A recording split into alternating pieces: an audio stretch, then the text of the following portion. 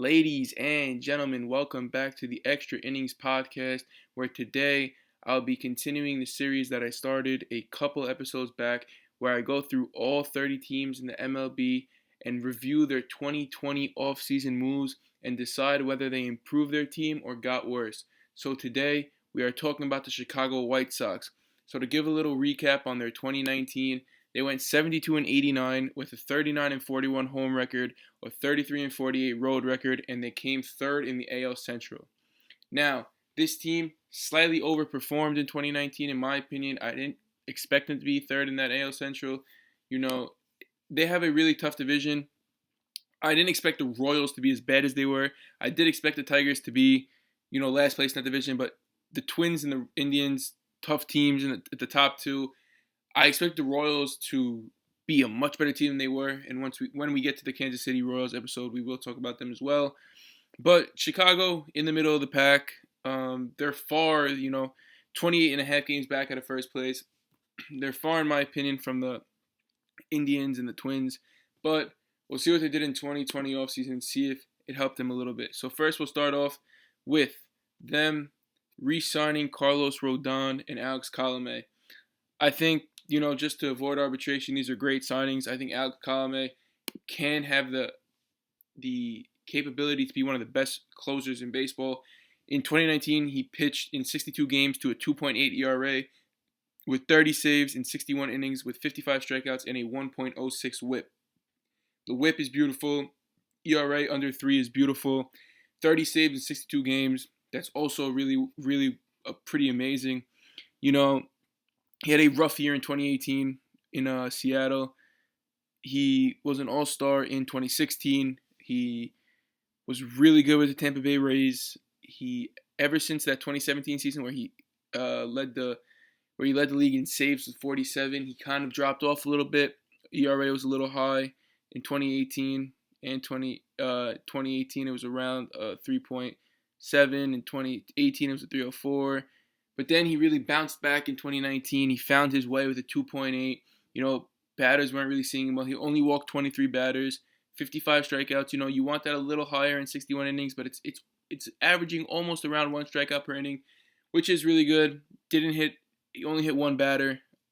So only 4 wild pitches, which was a little bit of Colomé's problem. He did kind of was a little wild at times. He had 10 in 2018. And lowered it down to 4 in 2019. So I think the change of scenery from Tampa and Seattle to Chicago really helped him out. I do expect him. I think this was a great, 1-year signing. If he plays well, sign him to a longer contract. He is entering his age 31 season, so you have to be a little wary about that. But relievers tend to have a longer lifespan than, starting pitchers or everyday, positional players. So I don't really see a problem with his age. I think he's had a really pretty solid career. He's a 6.5 win above replacement player in his career. His career ERA is at 3.07 with 126 saves and 400 innings. I think he's a really, really good signing, and I think he has the capability, to go back to that form when he was an all-star in 2016 in Tampa and really, boost the Chicago bullpen. The Carlos Rodon signing, it's a good starting pitcher. I personally like him. A lot of people don't like him. I think he has what it takes to be maybe not a number 1, but a number 2 for sure. He a couple years ago he was pretty raw. Now he's kind of coming into his own, and I really think Chicago is the place to be for him. I don't think he needs to change the scenery like Colomé might have needed coming out of Seattle. But I do like Rodon a lot, and I think it was a good signing. Even if he's your number 3-4 pitcher, which I don't think he'll drop that low for them, but even if he is, let's say, I think it's a great signing. Next, we're going to go to them signing Edwin Encarnacion to a 1-year contract with a club option for 2021.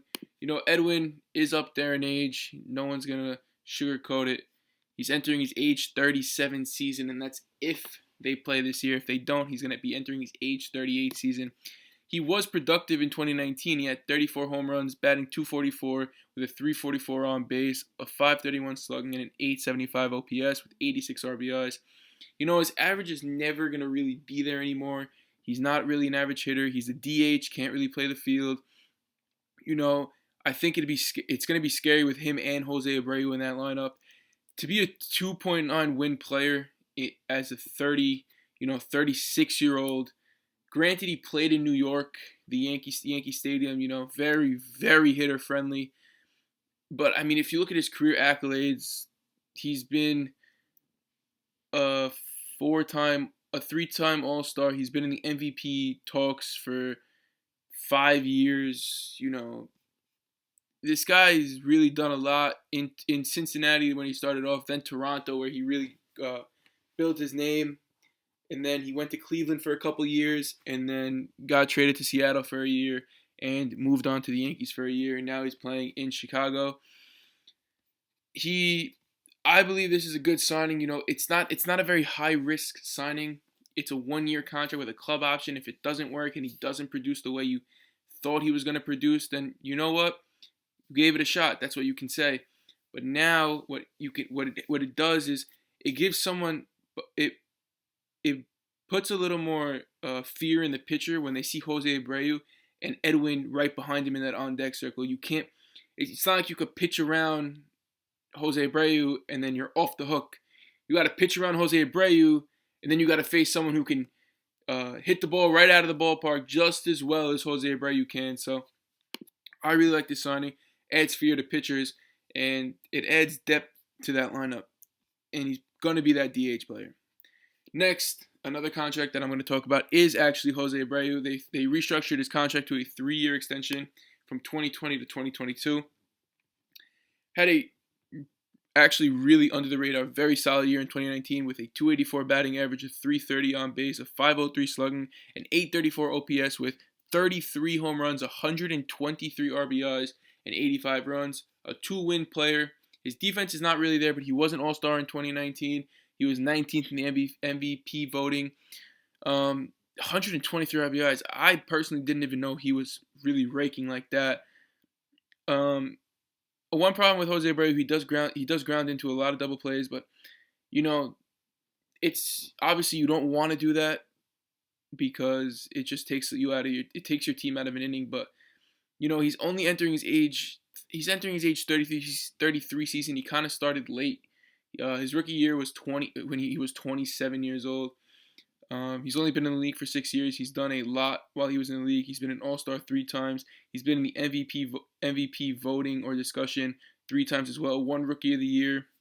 So I believe that he was a 2-time Silver Slugger as well. This is a great signing. It's your franchise first baseman. You're going to lock him up for as long as you can. This will lock him up through his age 35 season, I believe.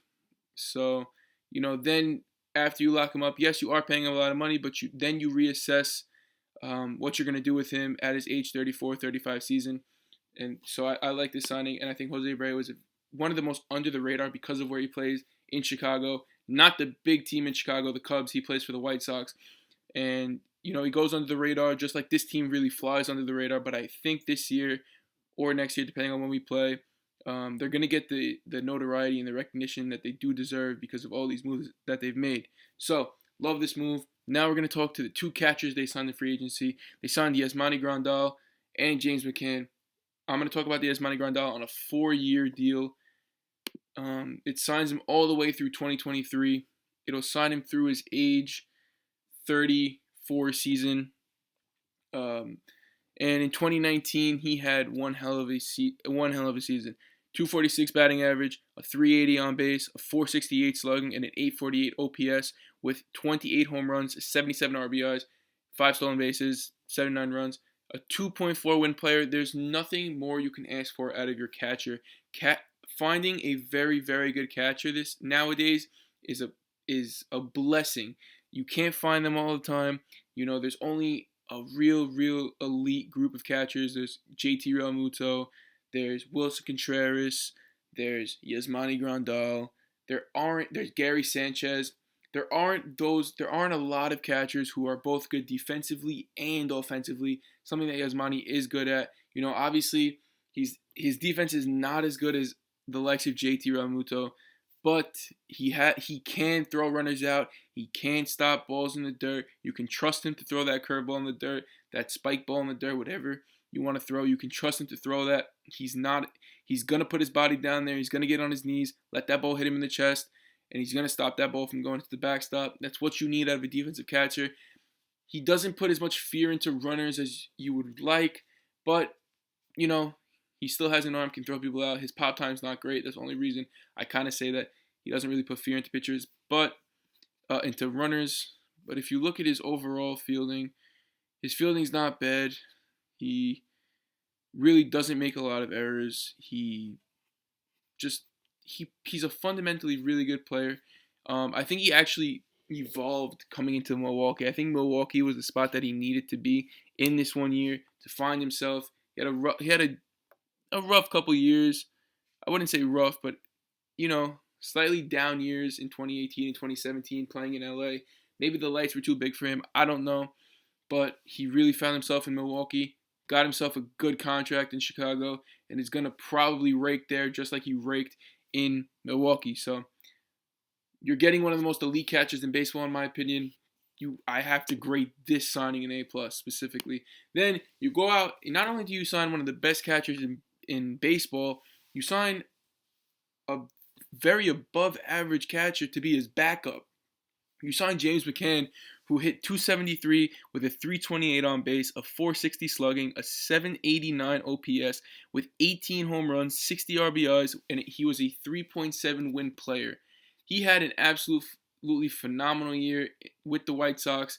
You were not only were you able to, you signed Yasmani Grandal and you locked him up for 4 years. Then you went and re-signed someone who could be a starting catcher on so many other teams. He was your starting catcher last year. What I think it does is, first, it's going to give Yasmani a little more of an edge to fight, because James McCann is not going to, just give this starting spot away. He was an all-star in 2019. He played really well. His defense is really good. He really proved himself in 2019 to be a very, very serviceable and above-average catcher. And he's going to make him and Yasmani, in that catching room with their coaching staff. I believe they have one of the best catching tandems in baseball, because it's not like if you have a night-day doubleheader where Yasmani catches the night and James McCann catches the day, you don't really lose much in the hitting. It's a very similar player. They both know how to call a game. I actually like the way James McCann does call a game. You watch him call it. He's calm in there. When there's a runner on first and second, he doesn't panic. He stays calm. He takes his signs from the dugout. He calls some signs as well, and he also plates the ball really well, which is something that not a lot of catchers do today. He plates the ball really well, gets his pitchers a lot of strike calls. So I'm a huge fan of James McCann, and I think the White Sox, just to get him back, really, really found a diamond in the rough with James McCann. Then they trade for Nomar Mazara, for a minor league prospect. Nomar Mazara in 2019 hit .268 with a .318 on base, a .469 slugging, a .786 OPS with 19 home runs and 66 RBIs. I just want to point out that I throw all these stats at you for the stat lovers out there. The reason I tell you the stats first is because for the stat lovers, they can understand what those stats mean and how valuable that player is or not valuable. But then I tell you my opinion on the move without really telling you the stats, just talking about the player as a whole and what from the eye test, what I see of Nomar Mazara, let's say. I'm not a huge fan of Nomar Mazara, I'll be honest with you. I really don't love him. I don't love him as a player.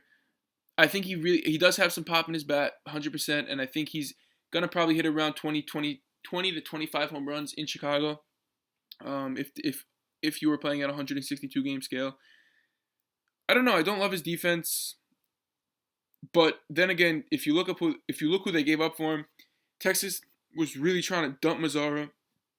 So I mean, I'm perfectly fine with it. The reason they were trying to dump him, he made 3.3 million last year. He's probably going to go up a little bit this year to around 3.5, 3.6.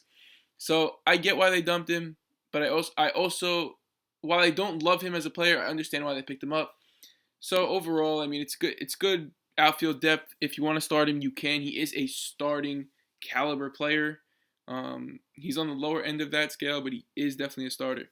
Then they picked up two pitchers to bolster their pitching staff. They picked up Gio Gonzalez and Dallas Keuchel, the big name. So we're going to start with Gio. Gio in 2019 was 3-2 with a 3.5 ERA in 17 games started, 19 total games, 87 and a third innings with 78 strikeouts, a 1.29 WHIP, and he was a 1.7 win player. Gio obviously didn't play as many games as he would have liked in 2019 with Milwaukee. He just also when Gio actually pitched, which was very strange, he didn't get a lot of run support, which was very odd. He only played 19 games, and in 2018 he only played 5 games. So his consistency and durability is a little bit of an issue. He's entering his age 34 season, but what's not so terrible is you signed to a 1-year deal with a club option. So if you see at the end of this year we don't play, right? There's no 2020, and you tell yourself, you know what? On second thought, signing him for, I'm sure the contract, I don't have the exact details in front of me, but I'm sure it's around, he made $2 million in 2019, I'm sure it's around a $2 to $4 million contract. You say to yourself, you know what? We're not a huge fan of him, we don't think we need him. Then you drop him because he's going to be entering his age 35 season at that point. But if you say to yourself, you know what, he's 35, he could be a back end of the rotation or a bullpen arm, then you sign him for $3 million and you call it a day. That's why I don't mind signings like this. If they sign him to long term, then I would really, really question their thought process. But to a 1-year contract with a club option, I can't really see. You can't say they went wrong anywhere.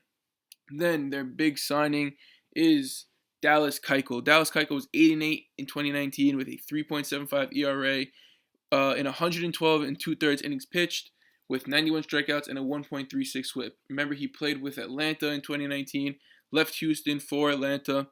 Only played 19 games, a little bit of a durability issue, had a little bit of a hampering injury throughout the season, but once again, a 3.75 ERA, a little higher than his normal, than his career average, but it's still very serviceable, and he will be their number one pitcher unless Michael Kopech takes over that spot. Michael Kopech, I'll talk about him a little bit at the end. Someone I'm really, really a fan of. The guy throws 103 miles an hour, 104 sometimes. Like, he really dials it up on that radar gun and just throws the ball effectively and efficiently and as hard as he can. Not to mention, he does have really good break on his breaking pitches as well. So he's going to be a force to be reckoned with when his time finally comes, which it has, but he did get sent down to the minors. But we'll talk about that a little later. So, I like the Keuchel signing. Did you give him a lot of money? Yes. Did he deserve a lot of money? If you look at his accolades, yes. He's a Cy Young winner. He's a 2-time All-Star. He's a 4-time Gold Glove, and he was 5th in the MVP voting in 2015. Does he deserve it? Yes. Is he a little older? He's entering his age 32 season? Yes. But I still think he has a lot of life left in him, a lot of life left in that arm. So I like this signing. You paid him a lot. You expect him to be your number one. So I'm a fan.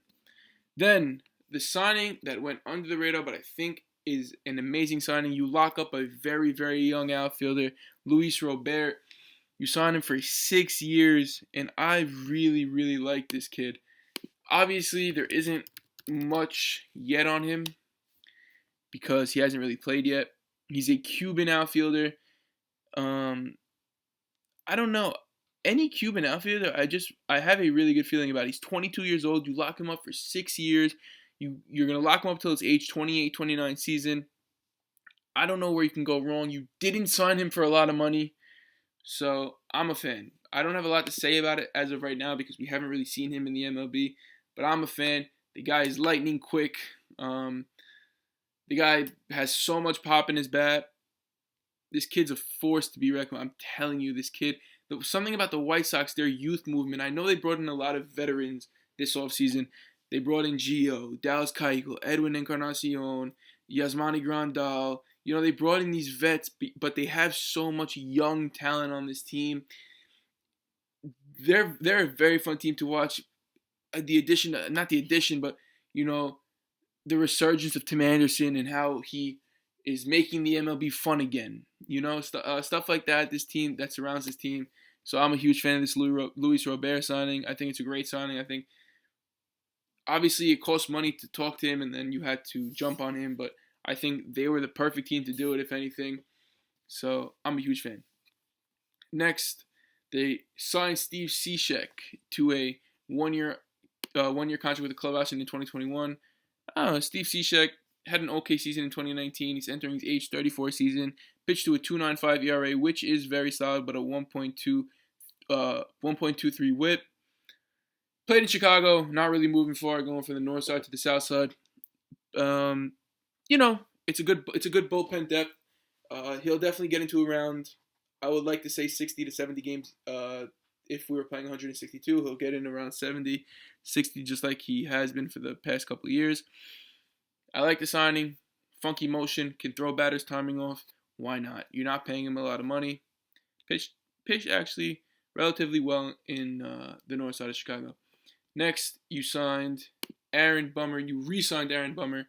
And Aaron Bummer is one of the best lefty relievers in all of baseball. I think people don't understand and appreciate how good Aaron Bummer actually is. A 2.13 ERA in 2019, a 2.9 win player. He pitched 58 games, 67 and 2/3 innings with 60 strikeouts and a .99 WHIP. He was under a 1 WHIP. This is his third season in the MLB. He's entering his age 26 season. This guy is gonna be an all-star one day, and I'll put anything on that. He's gonna be an all-star. He's gonna be in conversations for reliever of the year. He is almost unhittable. He does not give up a lot of hits. He doesn't give up a lot of home runs. He doesn't give up a lot of hits. He's just very solid. And to find a lefty reliever like that, can't ask for more. White Sox found a real gem with this guy, and they better not give him up. So signing him to a 5-year contract extension, I think, is the smartest idea you could have done from 2020 to 2024 with club options for 2025 and 2026. I just can't explain to you how much of a fan I am of this specific signing, and I think it's one of their most important signings of the 2020 offseason. People are going to say, oh, the Keiko signing, oh, the Yasmani signing, even the Encarnacion signing, but no, bullpen arms are so important in today's game, and especially lefty bullpen arms when you have to go up against the likes of a Francisco Lindor from the left side, or a Cody Bellinger from the left side, or a Christian Yelich from the left side. All these guys on the left side, you have to go up against, and they're monsters. But you throw a lefty on them, it throws their timing off, their vision off, their plate discipline. You throw a slider from the left side, it looks good to them, but then tails off. It's very, very important. I think Aaron Bummer, I can't stress this enough, will be one of the best relievers in all of baseball. So, to wrap it out, the last one I want to talk about is Michael Kopech. He got sent to the minors recently. Michael Kopech is still a very young player. He's not old by any means. He's literally 23 years old. He has so much life in that arm. It's absolutely crazy how much life he has. In spring training, he pitched 1 game, 1 strikeout, pitched 1 full inning. Batters faced, he put out the side in order. Once this kid comes up and finds himself and finds his spot on that rotation, he will be absolutely phenomenal. And I think this rotation will get so much better, adding the likes of, Michael Kopech. You have Lucas Giolito already up there doing their thing. You have Ronaldo Lopez, who is also really, really, an under-the-radar talent. So we're just going to go through quickly their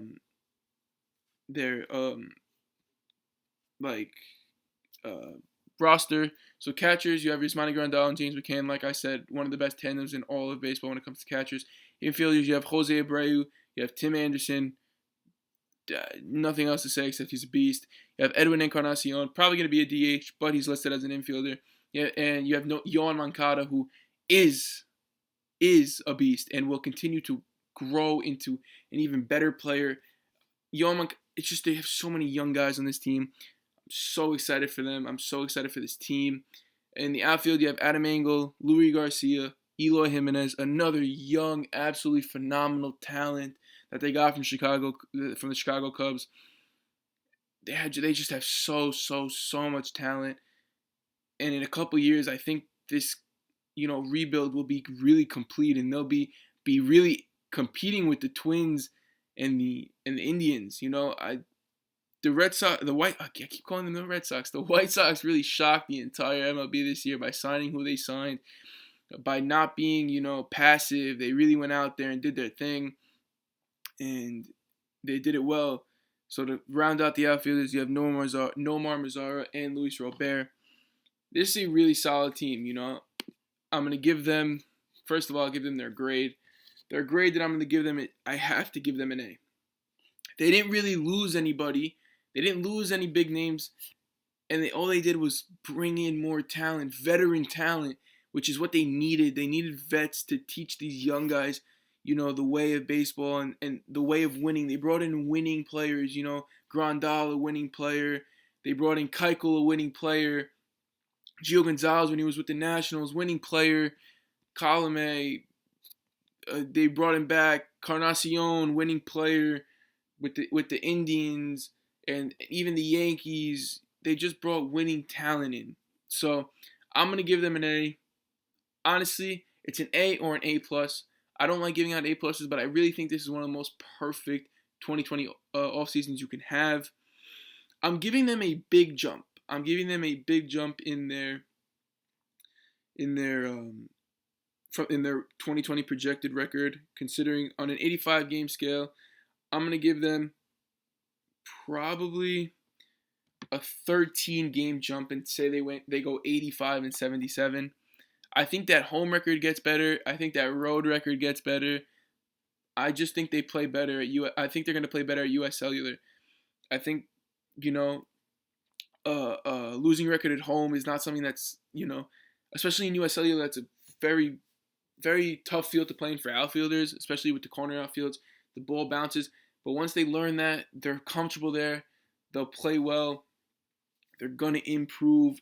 So my record I give them is 85 and 77 on a 162 game scale, considering you would play that many, but we obviously won't. So if we were 85 and 77, I still believe they're going to be third in the AL Central. I didn't think they did enough, even though they did so much. I just don't know if they did enough to catch the Indians and the Twins. But hopefully, I think in the upcoming future, give it a couple years, 2-3 years, they will be able to catch up with those Twins and the Indians. So thank you guys so much for taking the time out of your day to listen to me talk about the Chicago White Sox. If you enjoyed, please like, comment, and subscribe.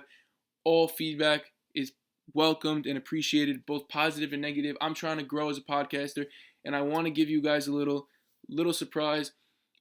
So in upcoming episodes, I will be having guests. Not every episode, but I'm gonna have a guest that's a fan of a particular team. So if we're talking about the Dodgers, I already have a guest lined up for the Dodgers. I have one lined up for the Twins. They're gonna come on with me and discuss their 2020 offseason and what they grade their own team. I'm giving it from a perspective of I'm not a fan of the White Sox. I'm just a fan of baseball. So I'm giving it from an outside perspective. But what is a fan who watches probably almost every one of their games? I don't lie and tell you guys that I watch every single game, because I definitely didn't catch all 162 games of the White Sox last year. So, I caught as much as I could. I watched highlights, but I read up on players. I caught up on their highlights and their film. But these guys that I'm bringing in, these fans, real, genuine fans, are coming in and watching every single game that gets played by their specific team. And I think it's going to bring a fresh set of, opinions to the episodes and the podcast as a whole. So once again, thank you guys so much. If you enjoyed, please like, comment, and subscribe. And I'll see you guys in the next one. Thank you.